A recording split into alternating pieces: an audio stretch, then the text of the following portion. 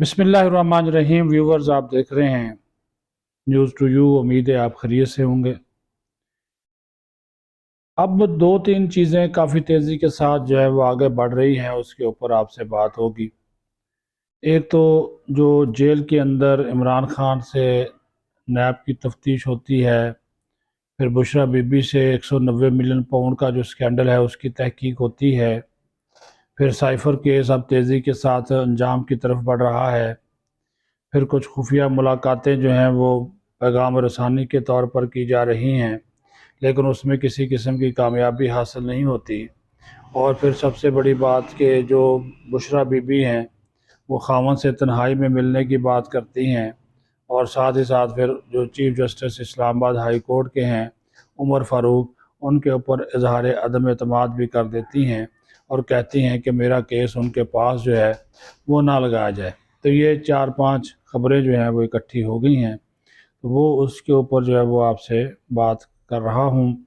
और मेरे बात करने का एक ही मतमय नज़र है, वो ये है कि आपको हक़ाइक़ से और उन मालूमात से मुतल्लिक़ आगाही दी जाए जो जो कि आपको पहले से जो चीज़ें मालूम नहीं हैं, ताकि आपका जो जहन है वो असल बात तक पहुंच सके। सबसे पहले तो जो साइफ़र की तहकीकात अडयाला जेल में इमरान खान से हो रही हैं और उनके ऊपर बाकायदा फ़र्द जुर्म आयद हो गई है, गवाहान के बयानात रिकॉर्ड किए जा रहे हैं।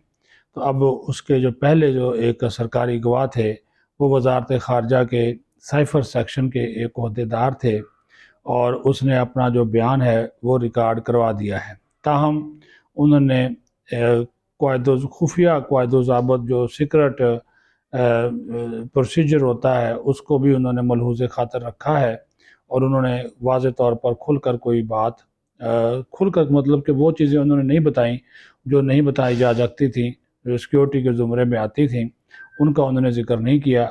बाकी सारी बातें उन्होंने जो है वो बता दी हैं।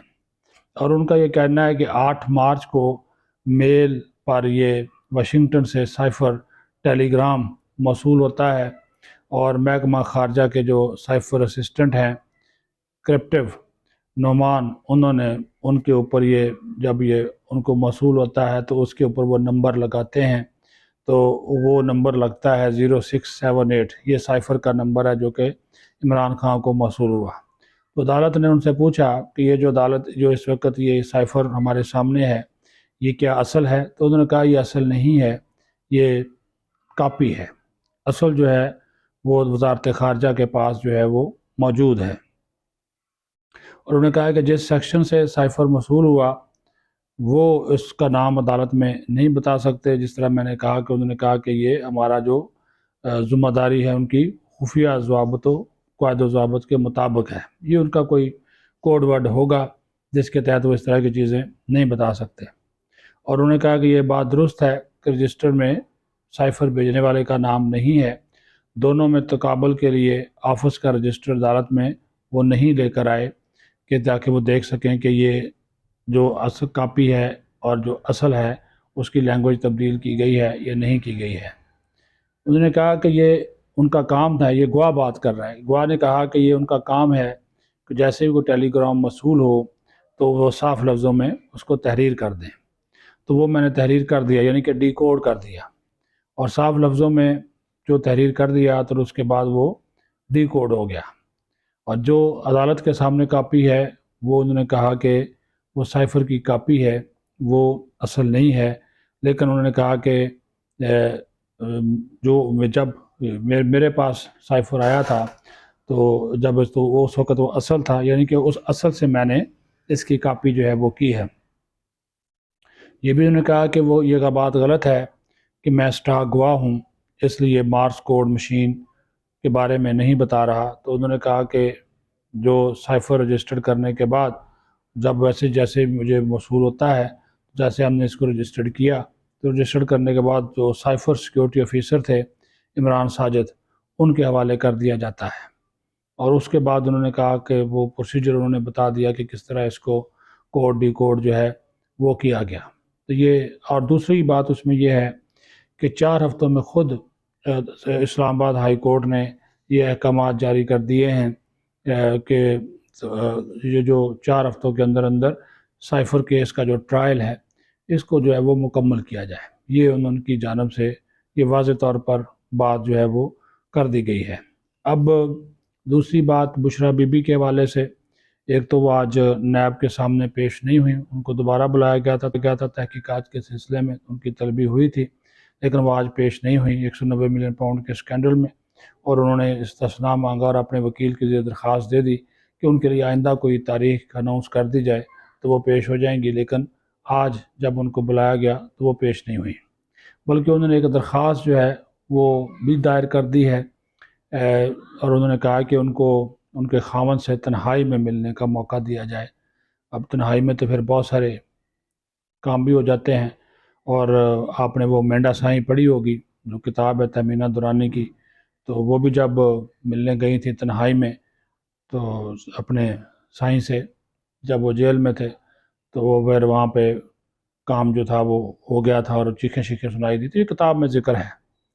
تو دوسری طرف وہ بھی ابزار انہوں نے اب یہ پلی لی ہے، انہوں نے درخواست جو دی، اس نے کہا کہ جب میں اپنے میاں سے یعنی کہ عمران خان سے ملتی ہوں تو پھر جو ہے وہ میں نے بہت سی باتیں گھریلو کرنی ہوتی ہیں، لیکن یہ ساتھ چمٹے ہوتے ہیں، جیل کا عملہ جو ہے وہ ساتھ بیٹھا ہوتا ہے، تو ہم میاں بیوی کھل کر بات نہیں کر سکتے، تو لہٰذا جو ہے وہ ہمیں تنہائی میں بات کرنے کا جو ہے وہ موقع دیا جائے. تو اس کے اوپر ابھی فیصلہ کیا ہوتا ہے وہ بھی سامنے آ جائے گا. لیکن دوسرا انہوں نے ایک اور جو ہے وہ آج درخواست دے دی. پہلے تو وہ ہر درخواست کے اوپر وہ اسلام آباد ہائی کورٹ کے اندر دے دیتے تھے، چونکہ فیصلے ان کے حق میں نہیں آ رہے، تو انہوں نے اسلام آباد ہائی کورٹ کے جو چیف جسٹس ہیں عمر فاروق صاحب، ان کے خلاف درخواست دے دی ہے اور یہ کہا ہے کہ ان کا کوئی کیس ان کی عدالت میں نہ لگایا جائے. ان کے اوپر انہوں نے عدم اعتماد کا اظہار کیا ہے، اور انہوں نے کہا کہ مجھے جو ہے وہ ان کے اوپر اعتماد نہیں ہے، تو لہٰذا یہ جو آپ اس وقت کر رہے ہیں کیسز، میرے جو کیسز ہیں وہ چیف جسٹس عمر فاروق نہ سنیں. حالانکہ یہی چیف جسٹس عمر فاروق جو ہیں ان کے اور ان کے میاں کو ریلیف دیتے آئے ہیں، ان کی کئی حاضری کی درخواستیں موصول کی ہیں، لیکن محترمہ کو اب جج پسند نہیں ہے کیونکہ فیصلے ان کے حق میں نہیں آ رہے. انہوں نے کہا جی مجھے پہلے سے پتہ ہوتا ہے کہ فیصلے کیا آنے ہیں، انہوں نے کیا فیصلہ کرنا ہے. جتنے بھی کیسز ان کے سامنے لگے ہیں وہ سارے کے سارے کیسز جو ہیں وہ انہوں نے ہمارے جو ہیں وہ اس کا فیصلہ ہمارے خلاف ہی دیا ہے، تو لہٰذا انہوں نے کہا جی یہ فیصلے جو ہے وہ ابھی ان کو نہ لگائے جائیں. تو یہ بات بھی ان کی جانب سے کہی گئی ہے. تو اب جو بندہ اس قسم کے اعتراضات اٹھائے تو پھر آپ خود ہی دیکھ لیں کہ ایک طرف آپ کہتے ہیں جی ہمیں عدلیہ پہ اعتبار ہے، ہمیں انصاف ملے گا، عدالتی نظام پہ اعتبار ہے، دوسری طرف جو ہے وہ آپ کہہ دیتے ہیں جی یہ ہمیں پسند نہیں ہے، فلاں جج پسند نہیں ہے، یہ پسند نہیں ہے، کیس وہاں پہ نہ لگایا جائے، یہاں پہ لگایا جائے.